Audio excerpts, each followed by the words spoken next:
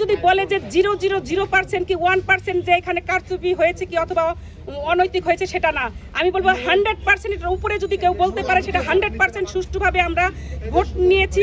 তিনি বলেছিলেন আমরা মেশিনের মাধ্যমে কাস্ট করব ম্যাডাম, আমরা অতি দ্রুত রেজাল্ট দিতে পারবো, যাতে আপনাদের কষ্ট লাঘব হয় সেজন্য মেশিনের মাধ্যমে আমরা কাস্ট করব, ভোট কাউন্ট করব। আমরা সেটাই মেনে নিয়েছি, আমরা সেটাই জানতাম। কিন্তু রাত 10 তারিখ রাতের পরে নোটিশ আসছে হঠাৎ করে, যে আমি জানতাম না সেটা। আমার প্রভোস্ট আমাকে গতকাল 11 তারিখে যখন ভোট নিচ্ছিলাম তখন আমাকে বলেছেন যে আমাদের তো ওইখানে থাকতে হবে, ম্যানুয়াল পদ্ধতিতে হবে।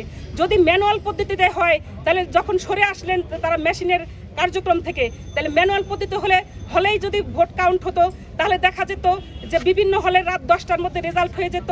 আমরা এখানে নির্বাচন কমিশনে নিয়ে আসতাম, 11টার মধ্যে রেজাল্ট হয়ে যেত। আর 11টার মধ্যে যদি রেজাল্ট হয়ে যেত তাহলে আমার সহকর্মীর মৃত্যু দেখতে হতো না, কারণ তিনি সারাদিন অমানসিক পরিশ্রম করার পরে রেস্টে গিয়েছেন।